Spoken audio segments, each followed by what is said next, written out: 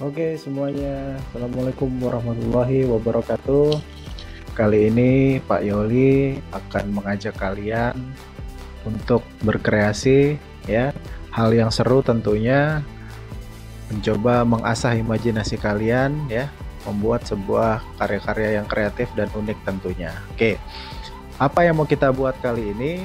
Oke, yang akan kita buat kali ini adalah kreasi gambar stilasi dengan motif ragam hias. Oke ya, kita menciptakan motif yang tentunya sesuka hati kita. Untuk teman-teman semua kelas 11 ya, seluruh kelas Mia ataupun Iis ya, SMA Negeri 1 Membalong ya di tahun 2020. Oke. Saya senang sekali bisa ketemu dengan kalian semua walaupun kita pembelajarannya tidak tatap muka karena situasinya masih waspada COVID-19 ya. Oke, terima kasih juga mungkin kalau ada rekan-rekan dari luar, dari manapun yang sudah bersedia menonton channel kami ini. Oke, ya salam kenal untuk semuanya.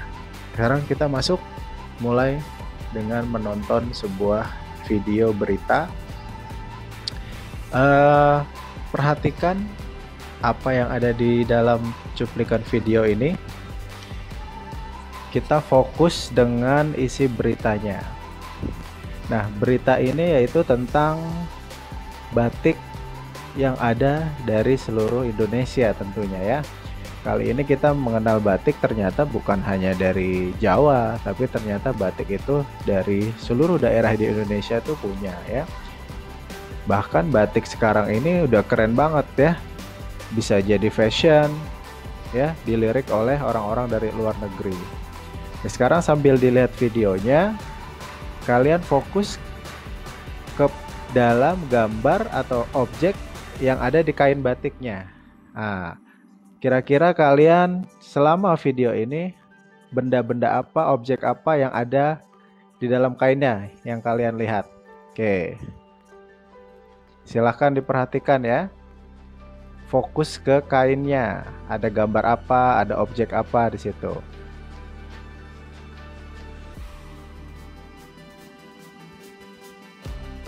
Oke. Ya, kita percepat videonya. Ya, ini bisa dilihat gambar apa. Nah, motifnya bentuk apa. Nah, ini bentuknya apa kira-kira?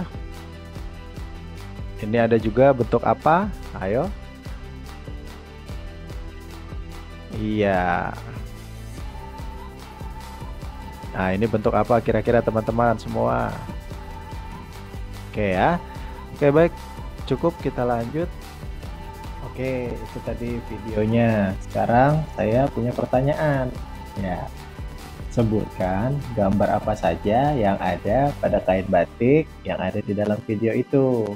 Nah, tadi kan banyak sekali kain batiknya tuh yang ada di video. Nah, gambar apa aja atau objek apa aja yang kalian lihat? Oke. Kalian lihat nggak ada bentuk seperti bunga ya, tumbuh-tumbuhan ya, daunnya tadi macam-macam. Ada yang daun menjari ya, daunnya ya cantik sekali, sulur warna-warni gitu ya, beragam bentuknya ya. Ada juga hewan ya, kalian lihat nggak ada hewan apa aja tadi ya? Tadi ada burung merak ya, ada kupu-kupu, ada burung bangau, ada naga ya. Selain itu juga tadi ada benda ya, misalkan seperti awan, ada juga seperti ondel-ondel. Nah, itu baru sebagian kecil ya dari seluruh motif-motif yang ada di seluruh batik di Nusantara. Nah, sekarang kita dapat kesimpulan kecil yaitu semua gambar, objek atau benda yang terdapat pada kain batik disebut dengan motif atau ragam hias. Ya, kita ulangi lagi ya. Jadi, semua gambar objek atau benda yang terdapat pada kain batik itu disebut dengan motif atau ragam hias ya. Jadi motif atau ragam hias adalah objeknya ya, bukan kainnya, tapi objek atau benda ya yang ada pada kain batik tersebut. Oke, jelas? Oke, kita lanjut sekarang ya. Ya, seluruh dunia itu sudah tahu bahwa Indonesia itu kaya banget dengan yang namanya motif ragam hias ya. entah itu di batik ya. Selain di batik, ragam hias itu banyak juga, bisa kita temukan di rumah adat, di ukiran dindingnya ya, bisa temukan di senjata tradisionalnya, di alat musiknya dan lainnya. Oke ya, sekarang kita berpikir, nenek moyang kita, leluhur kita hebat banget nggak? Mereka tuh mampu menciptakan motif-motif sekeren itu dan bisa bertahan ya ratusan tahun ya, dari abad ke kerajaan Majapahit misalnya ya, kemudian kerajaan Mataram, artinya sudah ratusan tahun bertahan sampai sekarang dan itu masih dipakai. Bukan hanya dipakai ya, tapi juga dihargai oleh seluruh dunia, seperti itu. Kemudian gimana sih cara mereka menciptakannya? Ingat ya, zaman dulu kan bukan zaman sekarang. Tentunya mereka hidup dengan serba keterbatasan, belum teknologi belum secanggih sekarang. Tapi tetap kita harus menghargai di zaman itu mereka bisa menciptakan. Oke, bagaimana cara mereka menciptakannya? Oke, berikutnya adalah kita tonton juga video pembuatan stilasi dari awal ya. Oke, ini kita mau buat bentuknya daun ya, masih daun sederhana. Menggunakan pensil dulu boleh ya. Kalau teman-teman ragu mau langsung pakai spidol hitam, nanti ketika membuatnya boleh dengan pensil dulu agar kalau ada salah masih bisa dihapus ya. Nah, diperhatikan cara pembuatannya. Oke, cara pembuatannya diperhatikan dari awal tadi. Dimulai dari paling awal, bentuk daunnya dulu dibuat ya. Kemudian bentuk daunnya tadi dibuat lagi garis-garis pembagi ya, garis-garis pemisahnya lagi. Kemudian sekarang ini tahapan yang dilakukan adalah mengisi bagian-bagian kecil daun tadi dengan hiasan-hiasan lagi ya.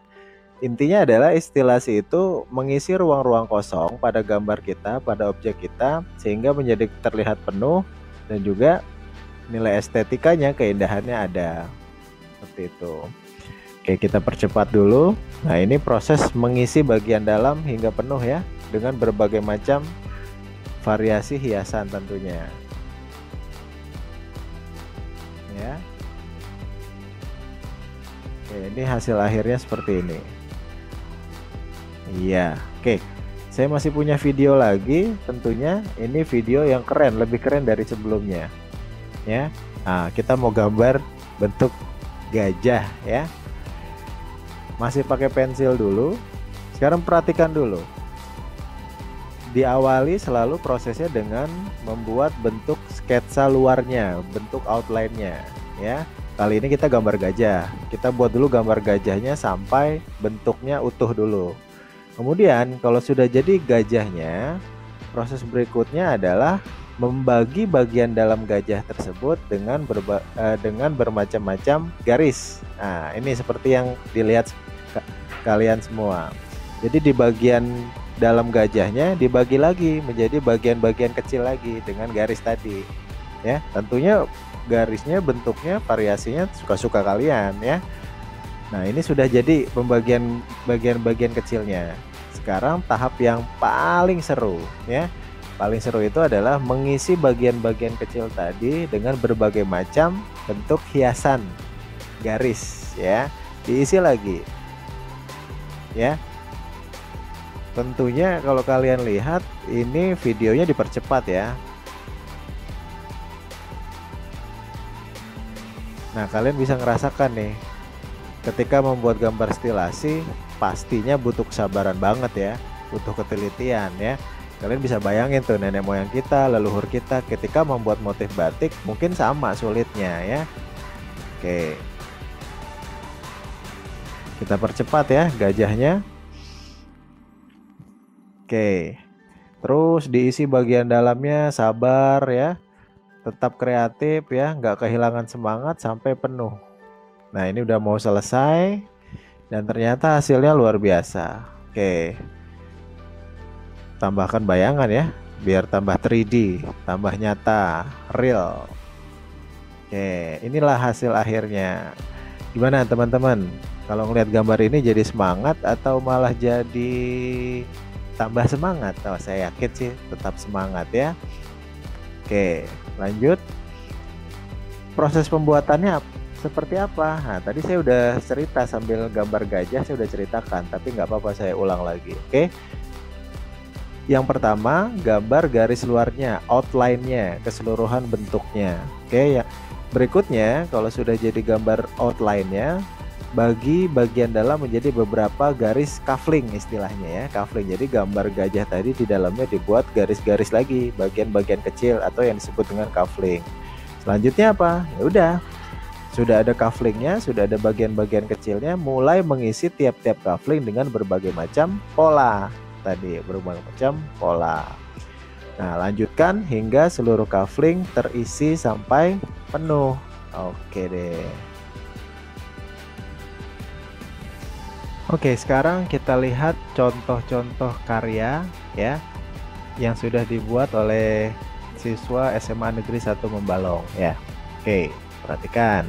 Kita coba lihat ya. Oke. Oh, ini karya yang pertama punya saya ya, punya Pak Yoli. Iseng-iseng buat. Ini punya saya juga. Nah, ini baru punya murid. Oke, ini bentuknya apa tuh? Doraemon. Kucing. Bunga, burung. Huruf B. Penyu.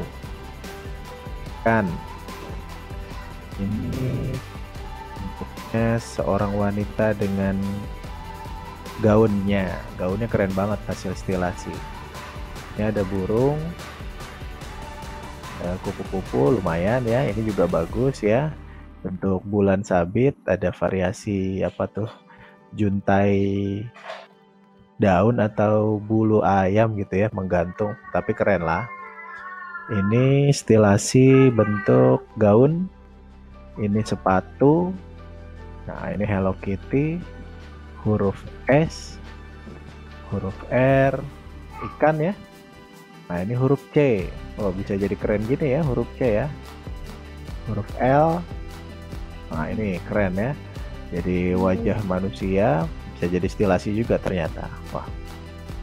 Ini burung hantu. Ini keren banget ya, hampir sempurna ini. Ada floranya, ada tumbuhannya, ada hewannya digabung, kelihatan banget serius banget ngerjainnya ya. Kalian pasti juga bisa dong. Ini juga keren. Ini singa, keren. Ini boleh lah ya, unik bentuknya. Nah, ini wayang golek, seru. Jadi buat stilasi juga ternyata.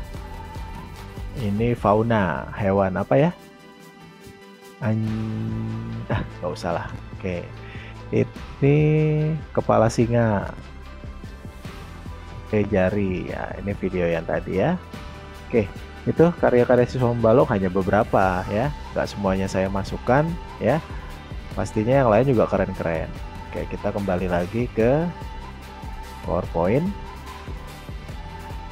Ada dua hal yang menjadi penentu keindahan gambar motif kamu. Coba tebak apa yo? Kalau stilasinya mau bagus, kalau gambarnya mau bagus, ada dua hal. Ini perhatikan. Yang pertama adalah variasi tebal tipis garis. Tebal tipis garis. Yang kedua, variasi bentuk garis. Bentuknya. Oke, dua inilah yang menjadi kunci keindahan stilasi kalian ya. Variasi tebal tipis artinya permainan tebal tipisnya lebih dari satu atau dua macam ketebalan garis. Ya, berikutnya variasi bentuk garis. Jadi bentuk garisnya untuk mengisi bagian-bagian kecilnya itu nggak cuma satu atau dua bentuk, tapi banyak sekali variasi. Semakin banyak variasi, semakin juga bagus hasilnya. Oke. Nah, Pak Yoli ngajarin kalian untuk belajar stilasi untuk apa ya? Oke, Pak Yoli itu mau ngajak ini loh. Yang pertama, kalian bisa paham apa itu stilasi. Berikutnya, bisa paham bagaimana proses pembuatan sebuah motif. Yang ketiga, menghargai betapa rumitnya pekerjaan desainer batik tuh ya. Yang keempat, menambah kreativitas, menggambar dan keluasan kalian dalam berimajinasi. Nah, itu tujuan Pak Yoli. Sekarang kita mulai menggambar ya. perhatikan hal yang menjadi penilaian. Yang menjadi penilaian adalah pertama, keunikan bentuk objek.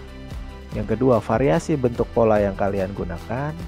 Variasi tebal tipis pola yang dibuat. Yang terakhir adalah kerapihan dan juga kebersihan gambarnya. Oke, gambarnya berapa Pak yang dibuat? Ya, gambarnya totalnya ada 8 gambar. Ya, ada 2 gambar fauna, ada 2 gambar flora, ada juga gambar huruf, dan juga 2 gambar benda. Oke, itulah tugasnya. Jadi totalnya ada 8 gambar. Oke, selamat mengerjakan. Terima kasih sudah nonton video ini. Oke, sampai ketemu lagi. Sampai jumpa.